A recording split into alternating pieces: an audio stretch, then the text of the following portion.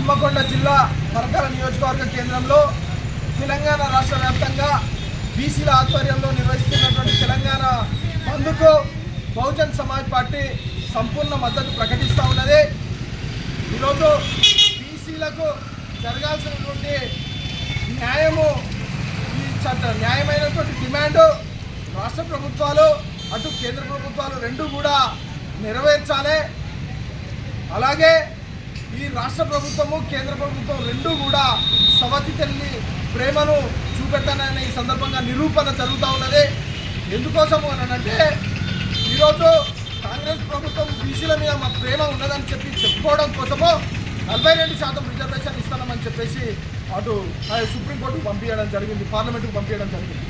అటు పార్లమెంటులో మేము అమలు చేస్తున్నాము అని చెప్పేసి మేము అనుమతిస్తున్నామని చెప్పేసి పార్లమెంటులో చెప్పింది. కానీ ఇక్కడికి కిందికి వచ్చేసరికి హైకోర్టు దాన్ని కొట్టివేసింది.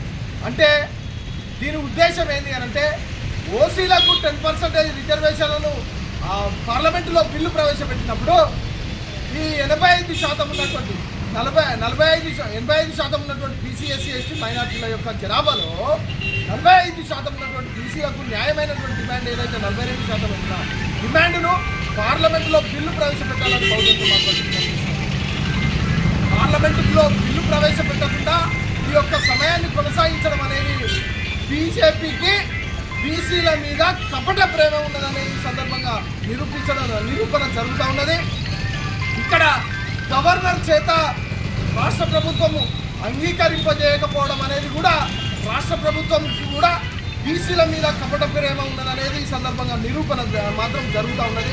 కాబట్టి ఈ బీసీల మీద చూపెడుతున్నటువంటి సవతి తల్లి ప్రేమ ఇటు రాష్ట్ర ప్రభుత్వము అటు కేంద్ర ప్రభుత్వం రెండు కూడా బయట పెట్టి బీసీల యొక్క న్యాయమైనటువంటి డిమాండ్ను నెరవేర్చి అటు పార్లమెంటులో ఇటు అసెంబ్లీలో బిల్లు ప్రవేశపెట్టి 42% రిజర్వేషన్లను అమలు చేయాలని ఈ సందర్భంగా బహుజన్ సమాజ్ పార్టీ డిమాండ్ చేస్తూ ఉన్నది.